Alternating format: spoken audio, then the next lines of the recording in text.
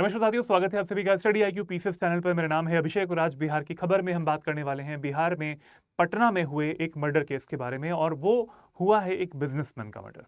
Businessman नाम है इनका गोपाल खेम का, और ये कंडीशन उठाती है लॉ एंड ऑर्डर पर क्वेश्चंस। बिहार की राजधानी में अगर ऐसा हो जा रहा है कि 300 मीटर दूर अगर पुलिस स्टेशन है और उसके बाद भी पुलिस बहुत देर में आ रही है, बहुत देर में उस जगह पर, उस घटनास्थल पर आ पा रही है, तो ये क्वेश्चंस उठाता है। और इसी के बारे में आज हम इस वीडियो में बात करने वाले हैं। न्यूज़ जानेंगे, आप सभी लोगों ने शायद ये खबर सुन भी लिया होगा, लेकिन जो सवाल उठ रहे हैं वो किन किन मायनों पर उठ रहे हैं, उन सब के बारे में आज इस वीडियो में हम लोग जानकारी करने वाले हैं। जरूर देखिएगा पूरा वीडियो और अपने फ्रेंड्स के साथ में भी जरूर शेयर कीजिएगा। चलिए स्टार्ट करते हैं। न्यूज़ का आर्टिकल आप यहाँ पर देख पा रहे हैं। Tycoon killed by biker 6 years after son's similar murder, CCTV captures incident. 6 साल पहले 2018 की घटना है। इनके पुत्र हैं, उनकी भी इसी तरीके से उनकी एक फैक्ट्री थी, कॉटन फैक्ट्री थी, उसके गेट पर उनकी भी गोलियों से इनकी भी हत्या कर दी गई थी, गोली मार के उनकी हत्या कर दी गई थी।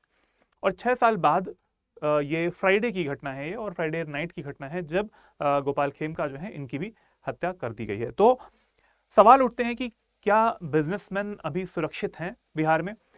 एक और न्यूज का आर्टिकल है, बिहार मर्डर केस में सब कुछ बदल डाला फिर भी पटना में इतना बड़ा कांड हो गया। एसएसपी का मोबाइल बंद है और पुलिस भी देर से पहुंची। क्वेश्चंस यहां पे उठते हैं कि लॉ एंड ऑर्डर की सिचुएशन कैसी है इस टाइम पर। बिहार की राजधानी की बात कर रहे हैं, पटना की बात कर रहे हैं। इसके अलावा अगर आप देखें कि चुनाव जो है वो तो आने ही वाला है, चुनाव से पहले ऐसी कंडीशन अगर होती है तो क्या इसके मायने हो सकते हैं। सरकार के अगेंस्ट बिजनेसमैन जो हैं लोग वो हो सकते हैं, या फिर जनमानस के मन में भी ये खबर आती है, सब अगर दिमाग में तो आता ही है कि अगर कोई इतना बड़ा बिजनेसमैन है, कोई अगर बीजेपी के एक लीडर हैं ये वो, और उनका उनका अगर सरेराह ऐसे हत्या कर दी जाती है, रेकी करके सीसीटीवी में रिकॉर्डेड है वो चीज़ की, वो जो शूटर है वो वहां पर वेट कर रहा था, जैसे ही उनकी गाड़ी आई वैसे उसने शूट कर दिया, तो जो आम जनमानस होता है उसकी सुरक्षा की तो बात की बात हो जाती है। तो ये है न्यूज़ के आर्टिकल्स। अब जरा जान लेते हैं कि इस न्यूज़ के बारे में ही। ये हैं गोपाल खेमका जी, और आप देख पा रहे हैं कि जो सांसद हैं, माननीय सांसद जी हैं, वो एसएसपी जो है उनसे बात भी कर रहे हैं इसके बारे में। तो ये सब चीज़ें अब हो रही हैं। एक तरीके से रिएक्टिव अप्रोच हमें यहाँ पे दिखाई दे रही है कि पुलिस देर से पहुंचती है। अगर 300 मीटर दूर पे थाना है या फिर कोई ऐसा पुलिस स्टेशन जैसे पार्ट भी है, तो जल्दी आना चाहिए था। पहली बात तो जितना जल्दी ये चीज़ें होती, जितना जल्दी हम उस चीज़ को केटर कर पाते, पुलिस जो है उस चीज़ को पकड़ पाती, उस इंसिडेंट पे पहुंच पाती, उस जगह पे पहुंच पाती, उसके बाद में उन शूटर्स को भी पकड़ा जा सकता था, जो शूटर था उसको भी पकड़ा जा सकता था। ये सब चीज़ें अब आ रही हैं। रिएक्टिव अप्रोच पुलिस की यहाँ पे दिखाई दे रही है। पहला पॉइंट यहाँ पे आप देख पा रहे हैं, प्रोमिनेंट बिजनेसमैन है, बिहार के बीजेपी के लीडर हैं, ये भाजपा नेता है गोपाल खेम का, उनकी अज्ञात बाइक सवार अपराधियों ने गोली मारकर हत्या कर दी है। ये न्यूज़ का आर्टिकल है, ये सबने आप सभी लोगों ने देखा भी होगा, लेकिन जो इससे कई सारे क्वेश्चंस उठते हैं वो अभी हम आगे भी देखेंगे इसमें। हालांकि घटना पुलिस स्टेशन से करीबन महज 300 मीटर की दूरी पर हुई थी, लेकिन पुलिस 1.5 घंटे बाद मौके पर पहुंची। ये बहुत बड़ा टाइम है।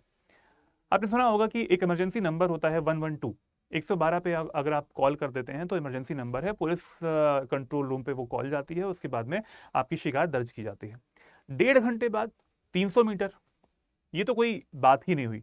वो भी बिहार की राजधानी पटना में ऐसा हो रहा है, वो भी एक बिजनेसमैन की हत्या अगर हो रही है उस टाइम पर, तो ये बहुत ही एक क्वेश्चनेबल चीज़ हो जाती है। और बाद में आपने देखा कि ऐसी फोटोज़ आ रही हैं, ऐसी इमेजेस आ रही हैं जहाँ पर मर्डर हुआ है, उस जगह पर पुलिस पहुंची है, वहाँ पर जो शूट करने के बाद में जो बुलेट होती है, उसका जो खोल होता है, उसकी उसे मार्किंग की जाती है जहाँ पर मर्डर होता है। वो बहुत देर में स्टार्ट हुआ, रात के समय में बहुत देर में स्टार्ट हुआ।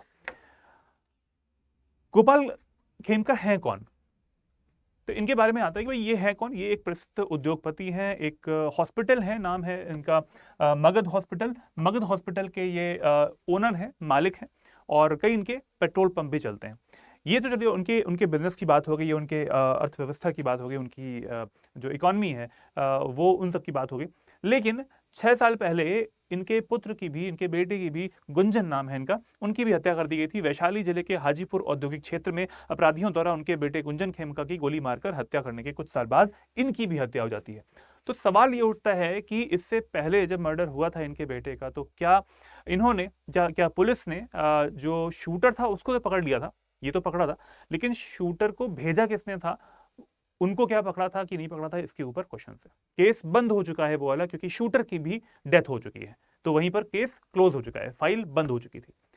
तो और 6 साल बाद फिर से ये हत्या हो जाती है इनकी, बिजनेसमैन जो है इनकी, ये है गुंजन और ये है गोपाल खेमका जी।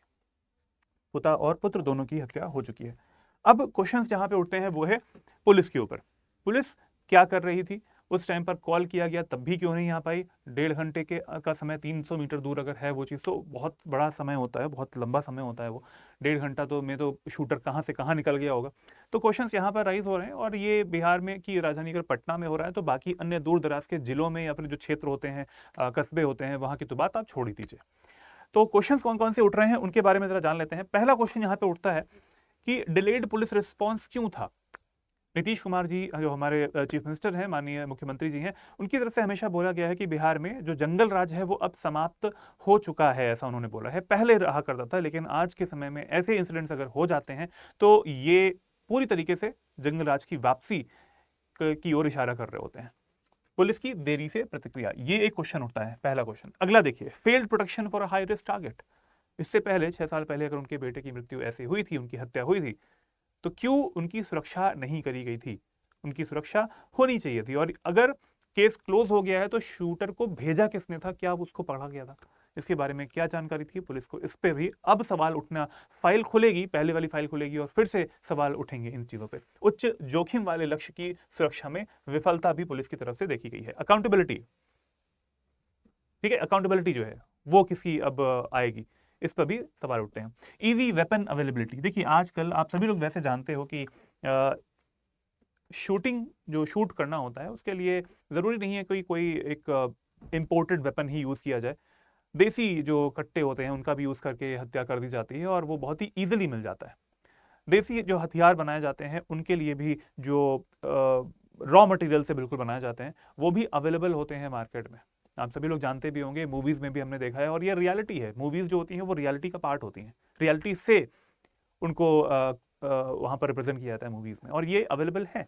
तो हथियारों की आसान उपलब्धता भी यहाँ पर पुलिस की जो एक लॉ एंड ऑर्डर की सिचुएशन होती है उसके ऊपर क्वेश्चन उठा रही है। अगला स्टेटमेंट है यहाँ पर, scrutiny of the CCTV and the intelligence gaps. CCTV की और खुफिया खामियों की जांच करना। खुफिया खामियां, इंटेलिजेंस गैप्स ही तो हैं ये वाले। कैसे ऐसे हो गया कि इतना बड़ा बिजनेसमैन है और उसके उसके ऊपर गोली चला दी जाती है? तो सामान्य जनमानस की तो आप मतलब उनकी सुरक्षा तो बात की बातें हैं। हमेशा पुलिस रिएक्टिव ही क्यों होती है, प्रोएक्टिव क्यों नहीं होती है? प्रोएक्टिव होके क्यों बचाया नहीं गया इनको? Political fall out and the accountability demands. अब क्योंकि हत्या हो गई है, चुनाव से पहले हत्या हुई है, ऐसा होना नहीं चाहिए, लेकिन फिर भी पॉलिटिकल पार्टीज जो कि ऑपोजिशन में है वो क्वेश्चंस उठाना स्टार्ट करेंगी नीतीश कुमार जी हैं इनकी सरकार के ऊपर और बीजेपी गवर्नमेंट के ऊपर भी। कांग्रेस है, इसके अलावा जितनी भी हमारी मेजर पार्टीज हैं बिहार में, वो सारे यहाँ पर क्वेश्चन उठाना स्टार्ट करेंगे कि कैसे ऐसा हो गया, किस तरीके से अकाउंटेबल ठहराना इस टाइम पर सबसे बड़ा क्वेश्चन है। और वो कह रहे हैं कि जंगल राज की वापसी हो गई है, जैसा बोला जाता है कि जंगल राज नहीं है, खत्म हो चुका है, सुशासन की सरकार है, वो अब इसके ऊपर क्वेश्चन उठ रहे हैं चुनाव से पहले। तो क्या मायने हो सकते हैं चुनाव में, आप सभी लोग इसके लिए जानते हैं। जरूर बताएं मुझे कमेंट बॉक्स में कि आप क्या सोचते हैं इसके बारे में। स्टेट गवर्नमेंट्स रिएक्टिव मेजर्स, राज्य सरकार के प्रतिक्रियात्मक उपाय। प्रतिक्रिया हमेशा देखने में मिलती है कि बयान आ गया, पुलिस जो है वो भी बाद में, क्राइम होने के बाद में रिएक्ट कर रही होती है, प्रोएक्टिवली वहां पर मेजर्स जो है वो नहीं लिए जाते हैं। तो ये कुछ क्वेश्चंस हैं जो कि उठाए जा रहे हैं। क्वेश्चंस ये भी उठ रहे हैं कि चुनाव से पहले इसके क्या मायने हैं। आप सभी लोग भी अपनी राय जरूर बताइएगा कमेंट बॉक्स में। लेकिन एक तबका है, एक वर्ग है ऐसा जो कि व्यापारी वर्ग है, और वो कई चीजों में, इन चीजों में उलझा रहता है।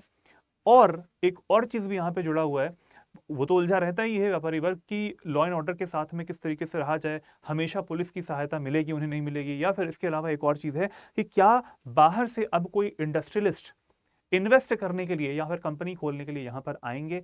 इस पे जो सवाल जंगल राज के समय में उठता था, पहले बोलते थे ये लोग कि भाई उठता था, वो आज भी तो उठ रहा है। सेम चीज़ हो रही है।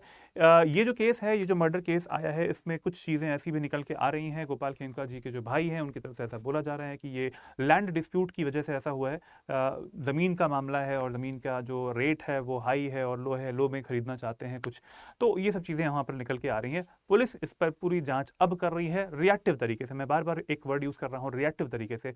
प्रोएक्टिवली यहाँ पर चीज़ें नहीं करी गई थी। तभी ऐसा हुआ है कि पहले बेटे की हत्या हुई 2018 में, उसके बाद में 2025 में 4 जुलाई को गोपाल खेमका जो है इनकी हत्या हुई। तो ये हो गए कुछ सवाल जो कि उठाए जा रहे हैं। आप सभी लोग कमेंट बॉक्स में ज़रूर बताइएगा कि आपकी क्या राय है इसके बारे में और क्या सोचते हैं चुनाव से पहले ऐसी चीज़ अगर हुई है तो क्या इसके मायने हो सकते हैं, क्या इसके डायमेंशन हो सकते हैं। क्वेश्चन मैंने लास्ट बिहार की खबर में आपको दिया था, वो ये है कि कोठारी आयोग की सिफारिश पर पहली राष्ट्रीय शिक्षा नीति की घोषणा निम्नलिखित में से किस वर्ष की गई थी? 1968 में किया गया था। 1968, इसके बाद में 1986 में आई थी। सेकंड जो एजुकेशन पॉलिसी आई थी वो आई थी 1986 में। 1968, उसके बाद में 1986, ठीक है। और बाद में हमने देखा कि 2020 में तो आई है नेशनल एजुकेशन पॉलिसी। चलिए, ये हो गया आज के बाद। अब हम बात कर लेते हैं हमारे बिहार के स्टूडेंट्स के लिए, बिहार के एस्पिरेंट्स के लिए। स्टडी IQ जो कि एक कोर्स लेकर आया है वो है 360 डिग्री का प्रिपरेशन बैच। इसमें हम आपको 9 कोर्सेज दे रहे होते हैं, 9 कोर्सेज दे रहे होते हैं। बैच नंबर 2 जो है इसका आ गया है। बैच स्टार्ट कब से होगा? 7 जुलाई, यहाँ पे समय लिखा हुआ है 7 जुलाई जो है इससे स्टार्ट हो जाएगा। लेकिन अभी 6 और 7 जुलाई को आप सभी की डिमांड्स के अकॉर्डिंग, आप सभी की डिमांड थी, उस पर आपको मैक्सिमम डिस्काउंट्स मिल रहे हैं। ये कोड अगर आप यूज करते हैं AKS लाइव तो और आप जाएं वेबसाइट पर स्टडी IQ की, या फिर आप जाएं इस मेरे वीडियो के डिस्क्रिप्शन बॉक्स में आप जाएंगे तो वहां पर लिंक्स कई सारे मिल जाएंगे आपको। अगर ये कोर्स लेना है, 9 कोर्सेज कौन कौन से बता देता हूँ। 72nd BPSC का फाउंडेशन बैच है, 71st BPSC का क्रैश कोर्स है, 71st BPSC की 75+ टेस्ट वाली टेस्ट सीरीज है, 7 बुक की किट है, 71st BPSC के मेंस आंसर राइटिंग का पार्ट इसमें आपको मिल जाने वाला है। और इसमें आपको पूरा recorded course, NCERT recorded course, weekly Gyanvani sessions और 10,000 प्लस MCQs भी मिल जाने वाली। इतनी सारी चीजें सिर्फ और सिर्फ बहुत ही कम दाम में मिलेगा।